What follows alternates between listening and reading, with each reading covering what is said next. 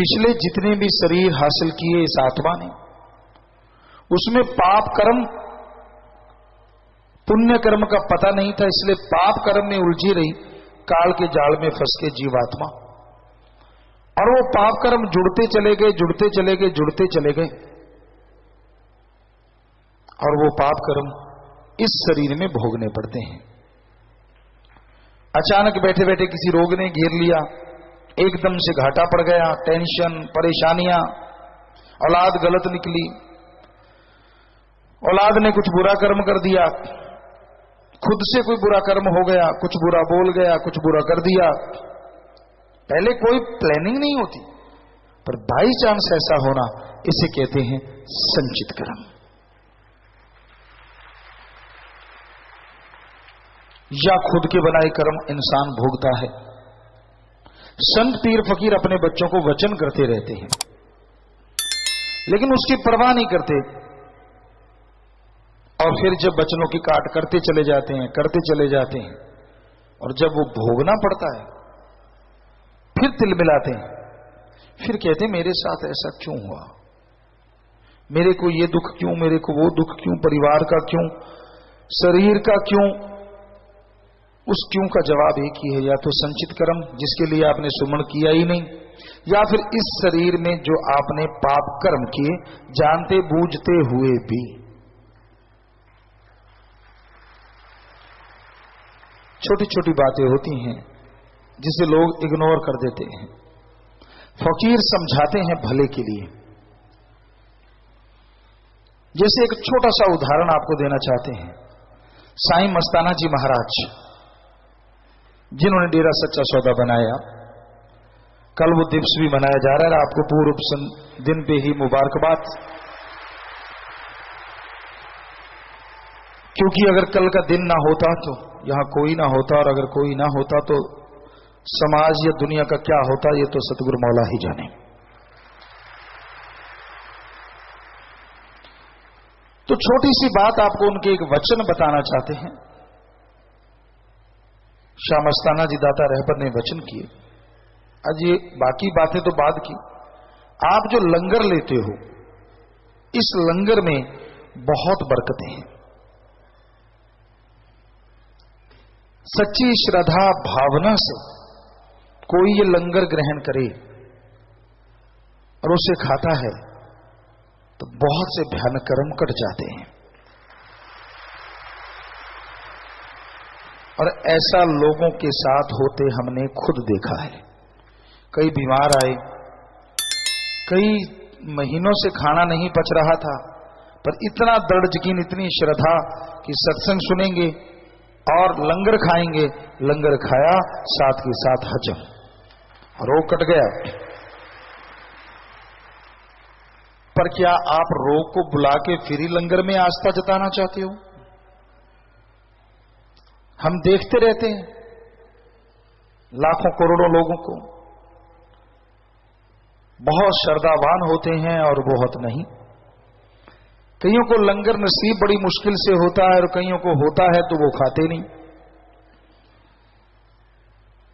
कई तो बेचारे दूर दराज से आते हैं, यार सत्संग सुनेंगे और लंगर जरूर ग्रहण करेंगे।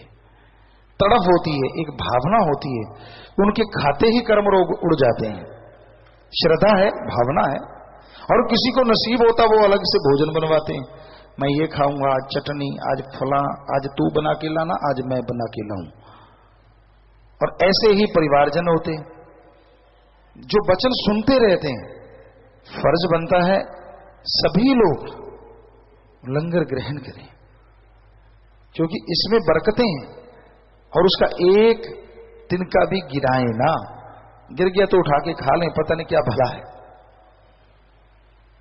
तो श्रद्धा से, भावना से खाते हैं और नियम को मानते रहते हैं, उनके रोग कटते रहते हैं। और जो नहीं मानते कहते पिताजी का क्या है, ये तो कहते ही रहते हैं, क्योंकि उनका निशाना होता है जीवा का स्वाद क्या नहीं करवा देता, लोगों को बर्बाद कर देता है। कितने भी रोगों से दो चार हो रहा हो, लेकिन वो फकीर के वचन नहीं मानता ना। अपने थोड़े ना मानना है, अपने लिए थोड़े ना होता है। किसी ने शिकायत लगा दी होगी इसलिए आज व्याख्या हो रही है, कई पढ़ के कड़े ना, उनकी ये होता है उनका कहना। अब उनको बुरा भी लग रहा होगा कि हमारी ये बात किसने बता दी, ये भी किसी ने बताई होगी। पता नहीं भाई, कोई तो है जो बताता है, और वो कोई ही आपको नजर नहीं आता। तो यहां बहुत से लोगों के असूल होते हैं जो पढ़ के कट जाते हैं कि आज सेवादार बैठे हो आप, यार आज पिताजी का मूड ऐसा है, आज ये बात कर लेते हैं, आज मूड वैसा है, आज नहीं करते, सो इत्यादि इत्यादि बहुत सी बातें होती हैं। तो ऐसा ही होता है जब कोई व्याख्या हम करते हैं, अब उसके आगे भी उसका मोल भाव होता है। कुछ चंद महापुरुष बैठते हैं, मन के सताए, काल के बनाए, तो वो फिर व्याख्या का क्या कहते हैं उसको, ऑपरेशन करते हैं, या यूं कहिए व्याख्या के ऊपर व्याख्या करते हैं। क्या बोलें पता नहीं, कुछ समझ नहीं आता क्या कहें। फिर वो उसमें से निकालते हैं पॉइंट कि ये अपने काम का है, ये काम का नहीं, और जो काम का नहीं और जो लगता है कि मेरे खुद पे लग रहा है, फिर उसको इतना खींचते हैं कि वो रबड़ की तरह टूट जाता है। यार ये सही नहीं है पिताजी, रोज ही यार लंगर, या आपको आदमी को भूख लगती है ना, अब थोड़ा तला छड़ा थोड़ा इधर उधर का रगड़ दें तो क्या फर्क पड़ता है? फर्क तो हमें तो क्या पड़ता है, फर्क आपको ही पड़ने वाला है। फिर चिल्लाना मत, फिर क्यों रोते होते हो? मैंने तो कुछ नहीं किया। किया नहीं, ये कैसे हो सकता है? किसी मोटे से पूछ लो, मैं तो खाता नहीं। अच्छा, फिर ये हवा भर रही है पंप से, जो गुब्बारे की तरह फूलते आ रहे हो। अब तो खैर बोलना बंद कर गए सारे, क्योंकि हमने कई बार व्याख्या कर दी। पहले तो ऐसे ही बोला करते, यार बेटा तू मोटा हो गया, पिता खाता तो कुछ भी नहीं, पता नहीं कैसे मोटा हो गया है। अब नहीं बोलते, अब उनको पता है यार सच्चा बात पता है। तो लेकिन ये ऐसे तो नहीं ना होता कि आदमी यूं ही होता जाए। तो हमारा तो बताना फर्ज है कि कब जागे आदमी और कब उसका भला हो जाए। हम तो बताते हैं, आगे मानना ना मानना तो हर मर्जी का मालिक है हर कोई इंसान। गुलाम तो है नहीं, पशु तो है नहीं जो रस्सा बांध दिया खूंटे पे कि हिलेगा नहीं। वो तो जो दिल में आएगा कहता करूंगा, मेरी मर्जी, बाकी तेरी मर्जी। और फिर जब मर्जी मर्जी होता है फिर कहता तेरी मर्जी। फिर क्यों उस भगवान की मर्जी होती है? कर्म करो खोटे पड़ेंगे बड़े सोटे, किसी पूछनी नहीं रे बात रे। बेपरवाह जी के एक भजन में आता है, कर्म अच्छे करो, प्रभु के नाम का सुमरन करो, बचनों पे चला करो। और ये लंगर की बात चली थी तो हम आपको बताना चाहते हैं कि हमने कई बार सुनाया भी आपको कि हम जब भी आश्रम में आते, सेवा करते, एक समय का लंगर शुरू से चला आ रहा है, तो यही होता था कि लंगर खाना है। हमारे साथ मोहनलाल होता, चलो चलो यहां सतब्रह्मचारी लंगर खाएंगे, वहां खाएंगे। हमने है तो लंगर ही कहते, हाँ। हमने कहा फिर कोई बात नहीं, तो इसके साथ आते वहां लंगर खाने लग जाते। वहां 2-3 टब पड़े होते थे जिनमें बर्फ होती थी और आम लगे होते थे बहुत सारे।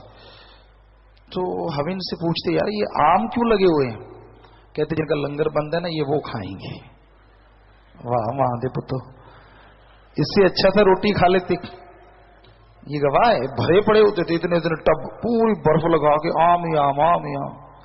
हमने कहा इससे तो रोज ही वो लंगर बंद करवा लेंगे यार, आम खाने को मिलेंगे। जिसको आम मिले उसको रोटी खानी जरूरी है क्या? पर ये नहीं पता कि वो आम जीरो हैं और ये शाह मस्ताना जी की रोटी हीरो है।